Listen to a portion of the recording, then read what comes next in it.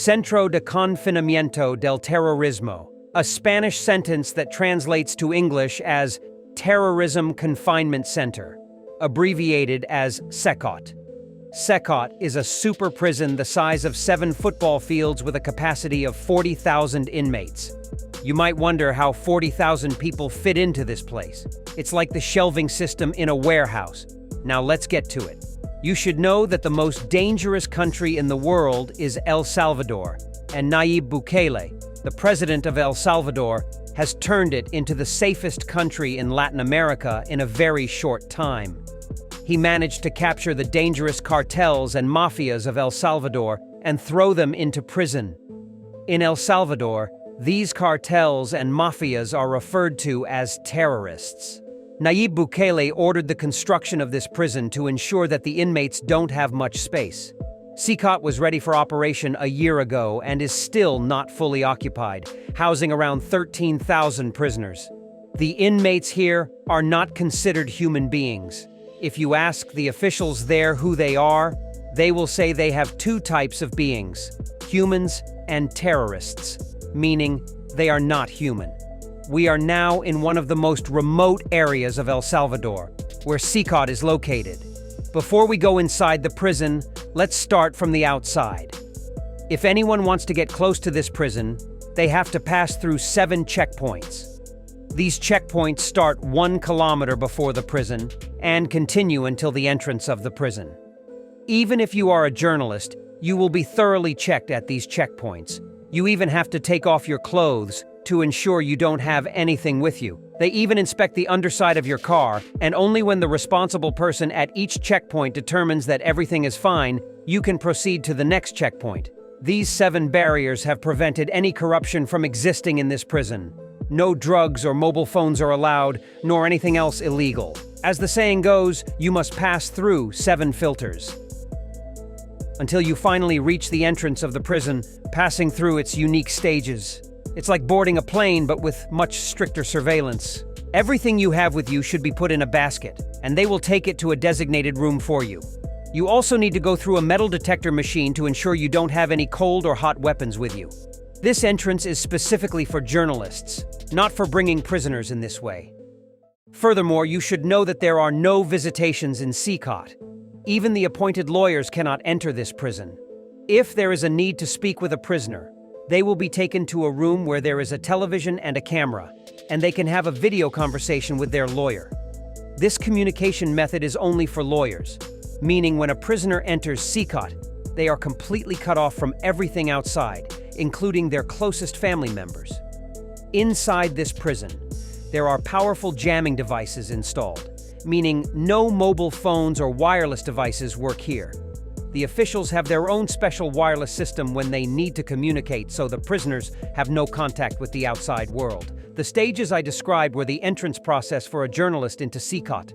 But now, how do prisoners enter this place? The prisoner must be completely undressed, and then they are taken through an X-ray machine. This machine even shows internal body parts, so it reveals anything, even if it's inside their stomach.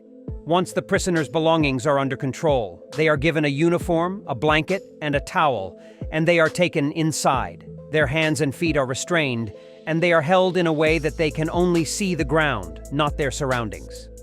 The guards inside the prison usually do not carry firearms. They only have items like batons. However, it's not that the prisoners are defenseless in there. Armed guards watch from above, keeping a close eye on everything. The cells in this prison are different from all other prisons worldwide. They are very large rooms where 100 people live together. There are no enclosed toilets, showers, or bathrooms.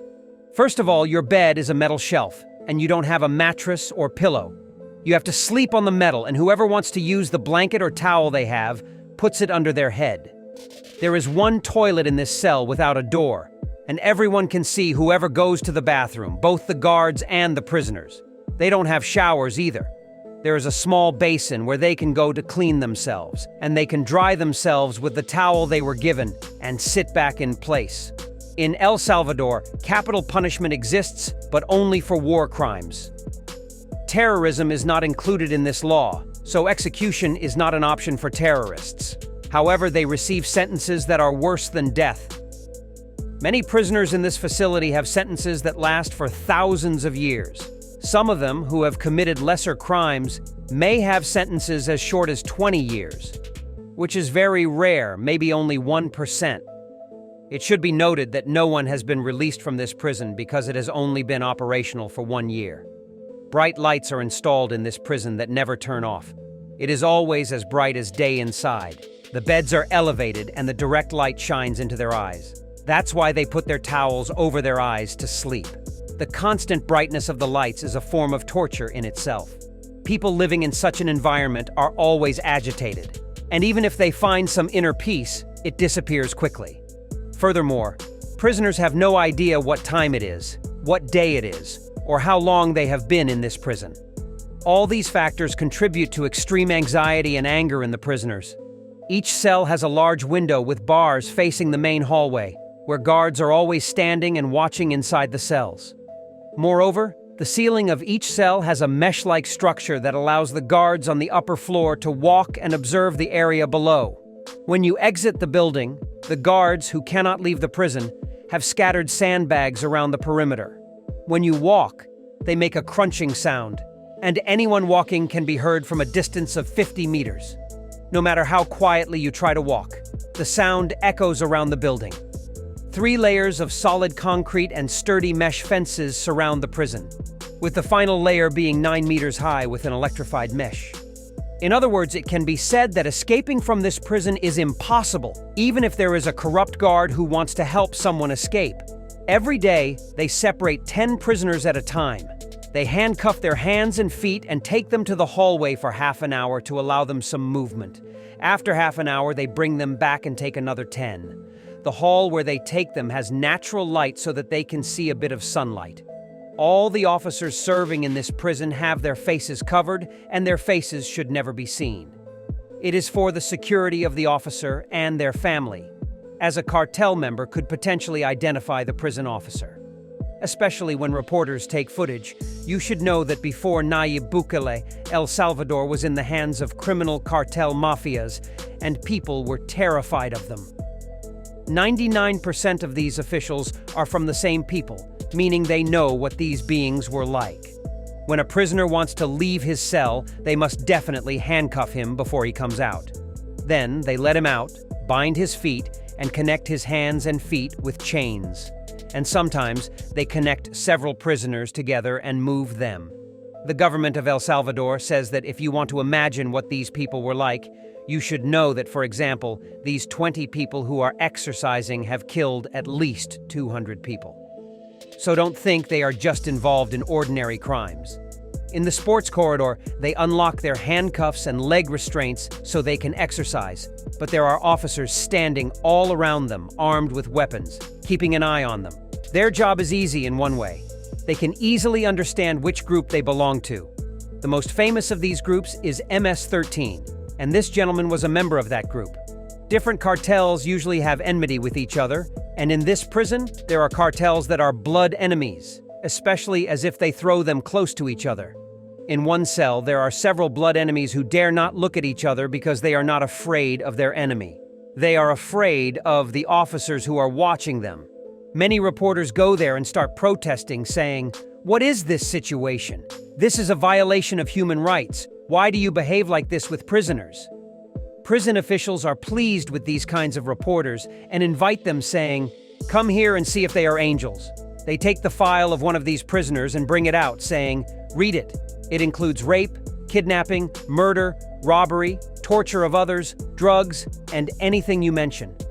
Most of the time, reporters become convinced and understand that these are criminals and wrongdoers. We can say that El Salvador was under their control before Nayib Bukele, and they had turned the country into a bloodbath. That's why ordinary people have no sympathy for them. The people of El Salvador pray to Nayib Bukele that after decades, we can breathe in this country. Now, if one of these prisoners protests, speaks out, gets into an argument, or creates any other problem, they have to go to the black hole. It's a dark cement room with only one light, which is the toilet and bathroom. They throw the prisoner in there and keep them there for a few days to weeks, depending on the severity of their mistake. When the door is closed, there is no light inside. The small hole above can barely be seen. They are given food 3 times a day, which consists of bread and boiled beans with a little bit of sour cream, which is a Latin American dish. This is their breakfast, lunch, and dinner. Every 10 or 15 days, just to keep them from losing their minds, they give them a little bit of rice or some macaroni, but there is no meat in their meals, whether it's chicken, fish, or red meat. The food is served in plastic containers, not in a communal dining area. They just leave it behind the cell bars so that they can reach out and take it themselves. When they finish eating, they have to come to the trough, wash their containers, and leave them for the officers to collect. They are not given any spoons or forks with their food. They have to eat with their hands. In most Latin American countries like Brazil, if you visit their prisons, you will see that the criminals and cartels have their own kingdom inside the prison, and the officers are somewhat afraid of them.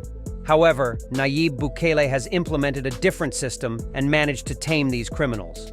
The government of El Salvador says that this prison is not yet full. It has a capacity for 40,000 prisoners, while only 13,000 are currently inside. Just this statement by the government of El Salvador ensures the security of the entire country. And if anyone tries to misbehave, they remember that this prison has plenty of space.